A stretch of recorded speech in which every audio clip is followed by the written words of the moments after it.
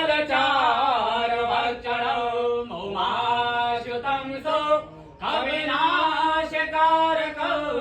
नमामि विघ्नेश्वरपादपङ्कजम् वक्रतुण्ड महाकाय सूर्यकोटि समप्रभ निर्विघ्नं कुरु मे देव सर्वकार्येषु सर्वदा सर्वमङ्गलमाङ्गल्ये शिवे सर्वार्थसाधिके शरण्ये त्र्यम्बके गौरी नारायणि नमोऽस्तुते वन्दे देव उमापतिं सुरगुरु वन्दे जगत्कारणं वन्दे पन्नगभूषणं मृगधरं वन्दे पशूनां पतिं वन्दे सूर्यशशाङ्कवह्निनयनं वन्दे मुकुन्दप्रियं वन्दे